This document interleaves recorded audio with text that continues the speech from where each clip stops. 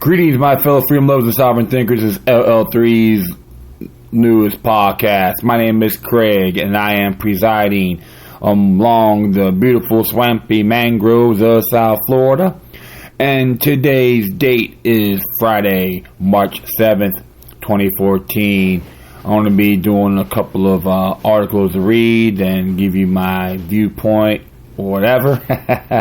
And the first I'm going to be narrating. That was posted by antiwar.com, John Glasser. And it's entitled, Kissinger, Leave Ukraine to Ukrainians. And it's pretty interesting in a few areas, but I'll just narrate it and take it from there. Alright, so let's begin. Henry Kissinger's architect of destruction of Indochina and the Secretary of State to one of America's most corrupt leaders, wrote an op-ed in the Washington Post yesterday, making arguments that, if uttered only of any of the cable news shows, would be condemned as anti-American. The fact is that link's on there too, so just check it out. Kissinger's analysis is a balanced one in contrast to much of what we've seen. Public discussion on Ukraine is all about confrontation, he laments. Far too often, the Ukraine issue is posed as a showdown, whether the Ukrainian joins the East or West. But if the Ukraine is to survive and thrive, it must not be either side outpost against the other. It should function as a bridge between them. The West's approach to Ukraine has been characterized much like the Russian approach, zero-sum. But Kissinger's advice, we should seek reconciliation, not the domination of a faction inside Ukraine. Kissinger also seems to criticize the superficial and trivial nature of the commentary from the pundits and politicians. He says that the demonization of Vladimir Putin is not a policy. It is an alibi for the absence of one. Furthermore, the United States needs to avoid treating Russia as aberrant to be patiently taught rules of conduct established by Washington. Kissinger then proposed 4 suggestions for how to settle the issue in a responsibly, not belligerent manner that prioritizes how it ends and not how it begins. 1. Ukraine should have the right to choose freely its economic and political association, including with Europe. 2. Ukraine should not join NATO, a position I took 7 years ago when it last came up. 3. Ukraine should be free to create any government compatible with the express will of its people. Wise Ukrainian leaders would then opt for a policy of reconciliation between the various parts of their country. Internationally, they should pursue a posture comparable to that of Finland. The nation leaves no doubt about its fierce independence and cooperates with the West in the most fields, but carefully avoids institutional hostility toward Russia. 4. It is incompatible with the rules of the existing world order for Russia to annex Crimea, but it should be possible to put Crimea's relationship to Ukraine on a less fraught basis. To end that, Russia should recognize Ukraine's sovereignty over Crimea. Ukraine should reinforce Crimea's autonomy in elections held in the presence of international observers.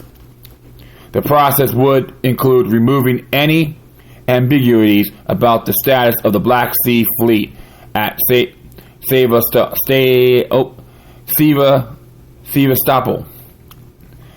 Sorry about that. It is hard to know if Kissinger has become more reasonable in his old age, or if his tempered approach to the Ukraine crisis is merely an illustration on how degenerate and juvenile our policies has become in the generation that has followed his.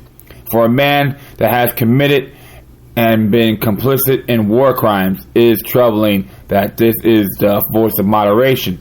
Either way, his suggestions are most reasonable yet articulated in the mainstream. Leave Ukraine's future up to Ukrainians. Don't make it a choke point for feckless geopolitical competition between the U.S. and Russia. Yep, like I said, it's I'll be honest, it's an interesting article.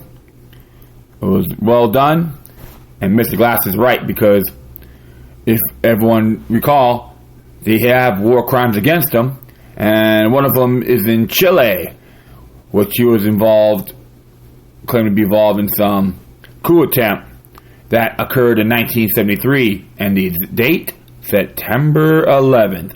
What a usual day for hell to break loose, I would say. So, and of course, in addition, Henry Kissinger talks about how great the New World Order is.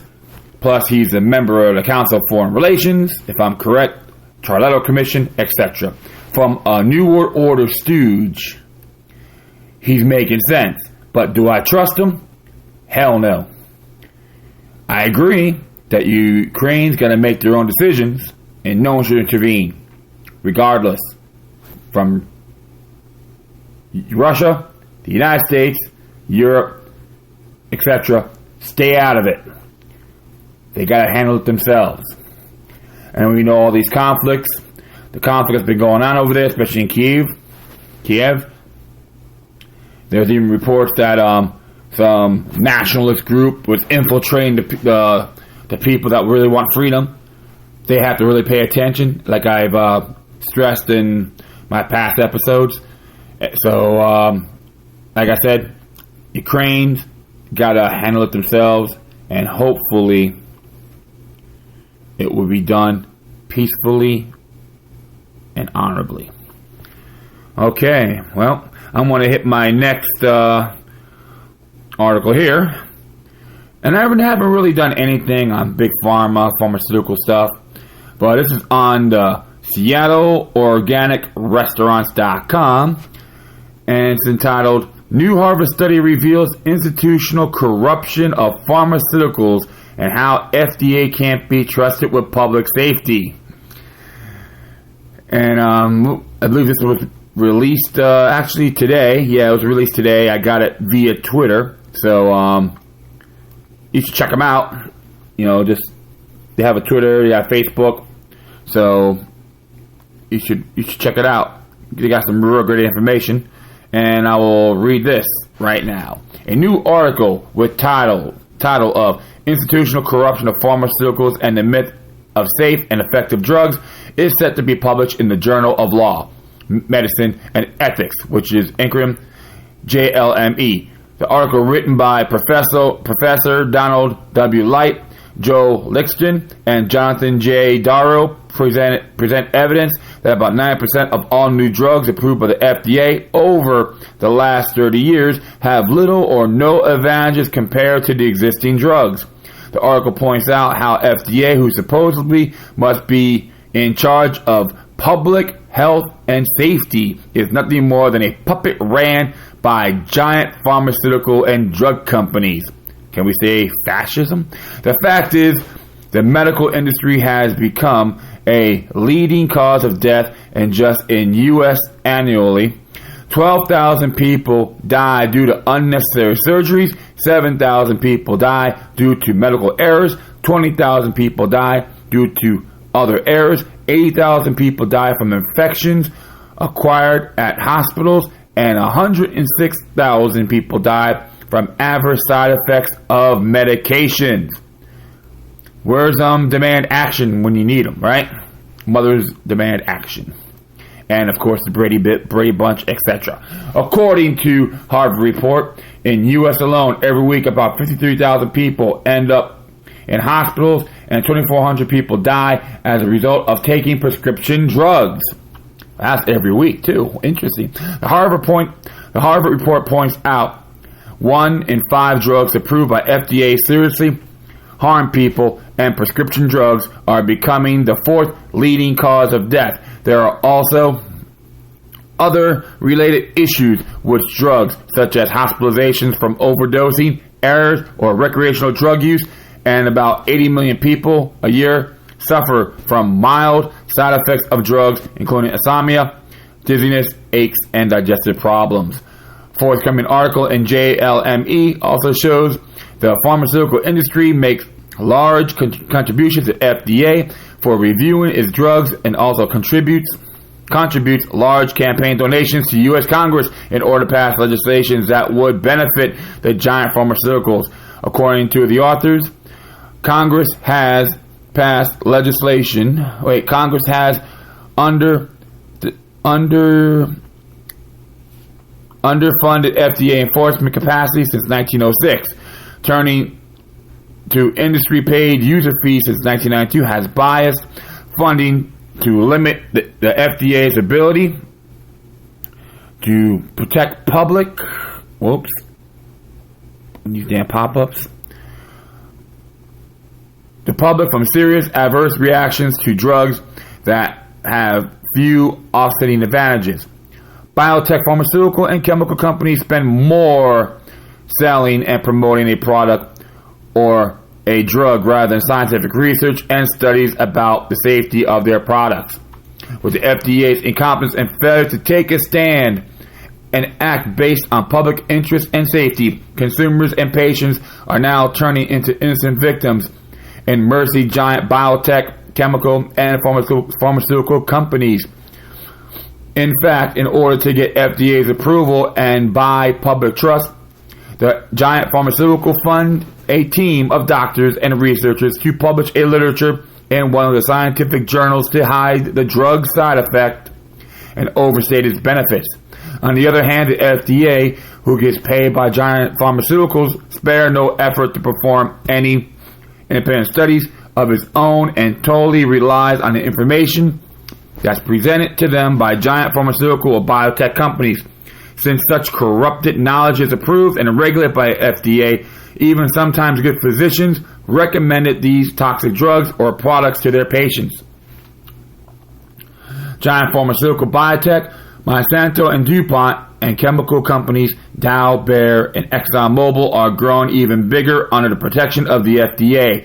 According to the Harvard article, the New England Journal of Medicine has published without comment proposals by two senior figures from the FDA to loosen the criteria drugs that allege to prevent Alzheimer's disease by treating it an early stage. First, they use disease to refer a hypothetical early stage Alzheimer's disease that supposedly exists before the earliest symptoms of Alzheimer's disease are apparent.